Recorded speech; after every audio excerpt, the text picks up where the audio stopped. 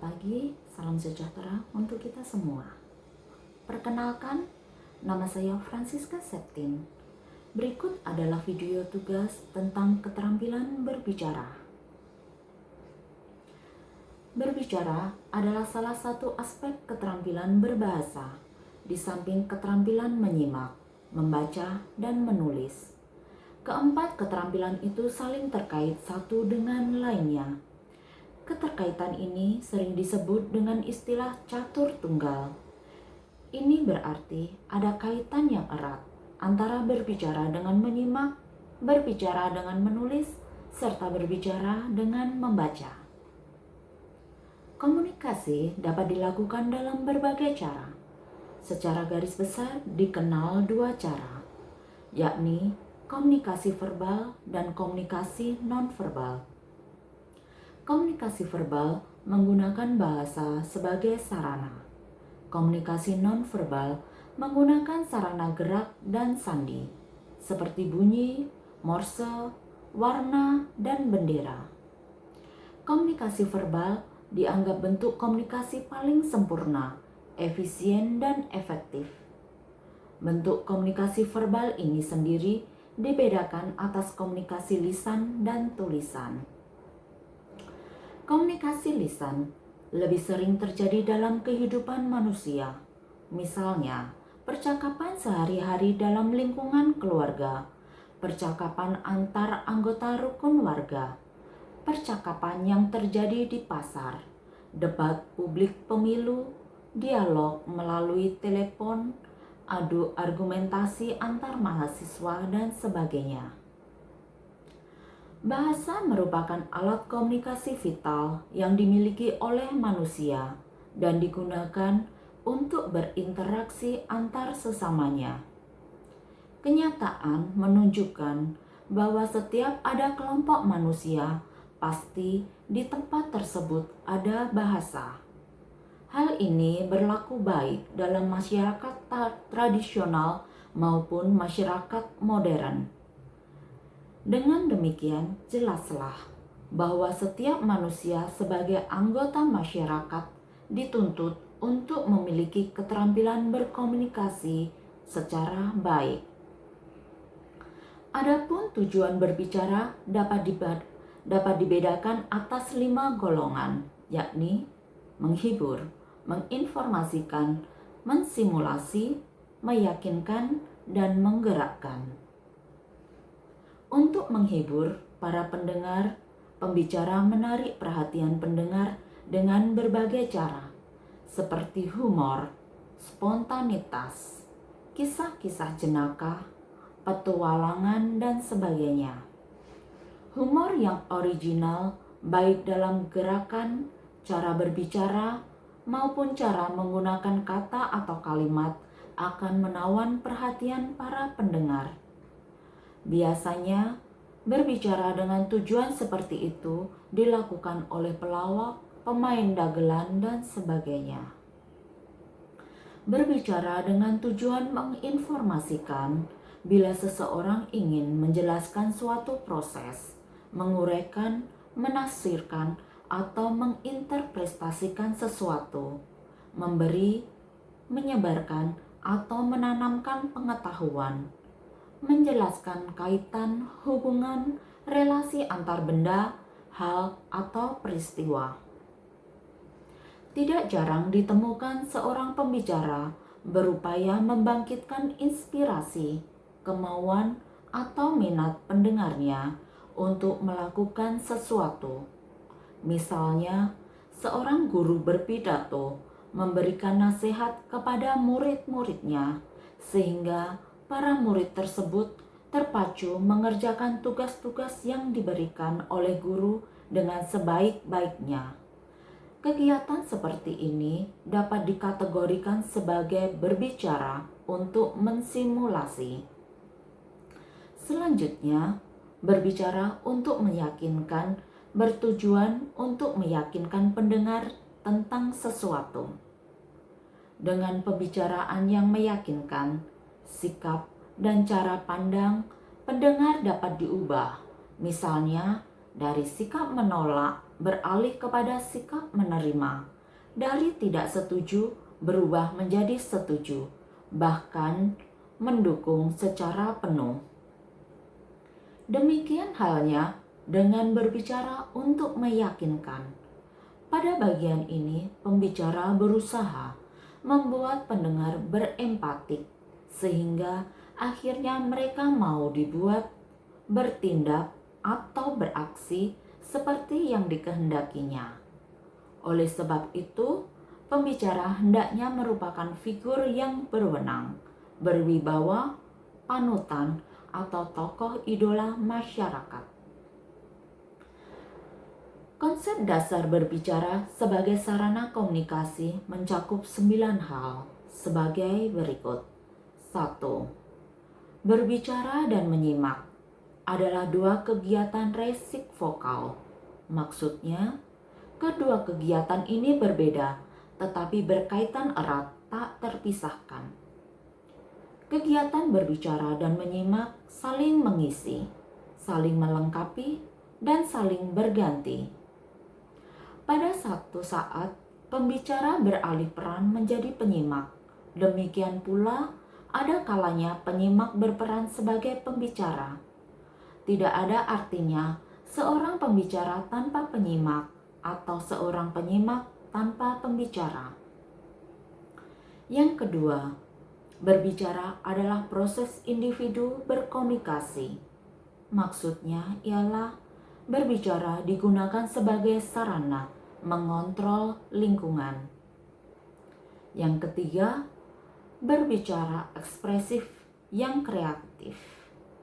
Artinya, berbicara tidak sekedar alat mengkomunikasikan ide, tetapi juga sebagai alat utama untuk menciptakan dan memformulasikan ide baru atau memanifestasikan kepribadian seseorang.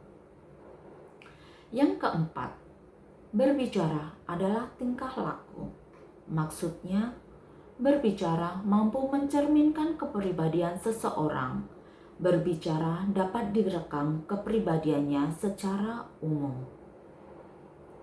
Yang kelima, berbicara adalah tingkah laku yang dipelajari.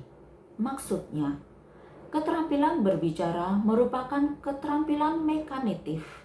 Semakin banyak pelatihan akan semakin baik. Oleh karena itu, proses pelatihan keterampilan berbicara mencakup pelafalan, pengontrolan suara, pengendalian diri, pengontrolan gerak-gerik tubuh, pemilihan kata, kalimat, dan pelafalannya, pemakaian bahasa yang baik, dan pengorganisasiannya. Yang keenam, berbicara disimulasi oleh pengalaman. Artinya, kemampuan seseorang berbicara dipenuhi oleh kualitas dan kuantitas pengalaman yang dimilikinya. Semakin kaya pengalaman seseorang, biasanya akan semakin baik pula keterampilan berbicaranya. Sebaliknya, jika orang tersebut kurang pengetahuan dan pengalaman, akan mengalami kesukaran berbicara. Yang ketujuh, berbicara untuk memperluas cakrawala. Maksudnya, selain untuk mengekspresikan ide, perasaan, dan imajinasi, berbicara dapat pula digunakan untuk menambahkan pengetahuan dan menambahkan cakrawala pengalaman seseorang. Yang kedelapan, kemampuan linguistik dan lingkungan berkaitan erat. Maksudnya, lingkungan yang kondusif memberi peluang dan kesempatan untuk berlatih berbicara dengan lebih baik. Sebaliknya, lingkungan yang tidak kondusif tidak memberikan kesempatan seluas-luasnya untuk berlatih berbicara dan akan berakibat menjadi pemalu, kaku, dan kurang mampu mengekspresikan diri secara lisan. Yang kesembilan, berbicara adalah pancaran kepribadian. Maksudnya, untuk mengidentifikasikan kepribadian seseorang dapat digunakan berbagai cara. Satu di antaranya adalah berbicara. Kualitas suara tinggi rendah, nada, dan kecepatan suara dapat dijadikan indikator keadaan emosional seseorang, kestabilan atau kelabilan emosional, dan kepribadian seseorang dapat diketahui melalui cara bicaranya. Aktivitas berbicara selalu terjadi atau berlangsung dalam suasana, situasi, dan lingkungan tertentu. Situasi dan lingkungan itu dapat bersifat formal. Di dalam situasi formal, pembicara dituntut untuk berbicara secara formal, sedangkan situasi informal menghendaki pembicara berbicara secara tidak resmi. Guna mencapai tujuan berbicara secara optimal, pembicara dituntut menguasai berbagai metode penyampaian yang disesuaikan dengan audiens dan situasi berbicara. Ada 4 metode penyampaian pesan, yaitu 1. Penyampaian secara mendadak. 2. Penyampaian berdasarkan catatan kecil. 3. Penyampaian berdasarkan hafalan. 4. Penyampaian berdasarkan naskah. Dan berikut adalah faktor-faktor kebahasaan sebagai penunjang keefektifan dalam berbicara. Yang pertama adalah ketetapan ucapan.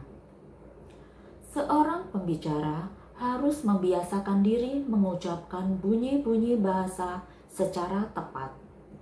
Pengucapan bunyi bahasa yang kurang tepat dapat mengalihkan perhatian pendengar. Sudah tentu pola ucapan dan artikulasi yang digunakan tidak sama. Masing-masing mempunyai gaya tersendiri dan gaya bahasa yang dipakai berubah-ubah sesuai dengan pokok pembicaraan, perasaan, dan sasaran. Akan tetapi, kalau perbedaan atau perubahan itu terlalu mencolok sehingga menjadi suatu penyimpangan, maka keefektifan komunikasi akan terganggu. Kedua, penempatan tekanan, nada, dan durasi yang sesuai. Kesesuaian tekanan, nada, dan durasi akan merupakan daya tarik tersendiri dalam berbicara. Bahkan kadang-kadang merupakan faktor penentu, walaupun masalah yang dibicarakan kurang menarik. Dengan penempatan tekanan, nada, dan durasi yang sesuai akan menyebabkan masalahnya menjadi menarik. Sebaliknya, jika penyampaian datar saja, dapat dipastikan akan menimbulkan kejemuan dan keefektifan berbicara tentunya juga berkurang. Ketiga, pemilihan kata atau diksi. Pilihan kata hendaknya tepat, jelas, dan bervariasi. Jelas maksudnya mudah dimengerti oleh pendengar yang menjadi sasaran. Pendengar akan lebih terangsang dan akan lebih paham kalau kata-kata yang digunakan sudah kata-kata yang dikenal oleh pendengar. Misalnya, kata-kata populer tentu akan lebih efektif daripada kata-kata yang muluk-muluk dan kata-kata yang berasal dari bahasa asing. Kata-kata yang belum dikenal memang membangkitkan rasa ingin tahu, namun akan menghambat kelancaran komunikasi. Selain itu, hendaknya dipilih kata-kata yang konkret sehingga mudah dipahami pendengar. Kata-kata konkret menunjukkan aktivitas akan lebih mudah dipahami pembicara. Namun pemilihan kata itu tentu harus kita sesuaikan dengan pokok pembicaraan dan dengan siapa berbicara. Diksi adalah kemampuan pembicara atau penulis dalam memilih kata-kata untuk menyusunnya menjadi rangkaian kalimat yang sesuai dengan keselarasan dari segi konteks. Orang yang memiliki kemampuan memilih kata adalah memiliki kosakata, memahami makna kata tersebut, memahami cara pembentukannya, memahami hubungan-hubungannya, memahami cara merangkaikan kata menjadi kalimat yang memenuhi kaidah struktural dan logis. Ada 6 kriteria yang dapat digunakan untuk memilih kata, yakni 1. Humanis antropologis, kedua, linguistik pragmatis, ketiga, sifat ekonomis, keempat, psikologis, kelima, sosiologis, dan keenam, politis. Berdasarkan kriteria tersebut, dapat digunakan beberapa cara untuk memilih kata, yaitu melihat dari segi bentuk kata, baku tidaknya kata, makna kata, konkret atau abstraknya kata, keumuman dan kekhususan kata, menggunakan gaya bahasa atau majas dan idiom. Keempat, ketetapan sasaran pembicara. Hal ini menyangkut pemakaian kalimat. Pembicara yang menggunakan kalimat efektif akan memudahkan pendengar menangkap pembicaraannya. Susunan penuturan kalimat ini sangat besar pengaruhnya terhadap keefektifan penyampaian. Seorang pembicara harus mampu menyusun kalimat efektif, kalimat yang mengenai sasaran, sehingga mampu menimbulkan pengaruh, meninggalkan kesan, atau menimbulkan akibat. Kalimat efektif memiliki ciri utuh, berpautan, pemusatan perhatian, dan kehematan. Keutuhan kalimat terlihat pada lengkap tidaknya unsur-unsur kalimat. Pertautan kalimat terlihat pada kompak tidaknya hubungan pertalian antara unsur dalam kalimat. Hubungan tersebut harus jelas dan logis. Pemusatan perhatian kalimat ditandai dengan adanya penempatan bagian kalimat yang penting pada awal atau akhir kalimat. Demikian yang dapat saya sampaikan. Terima kasih banyak.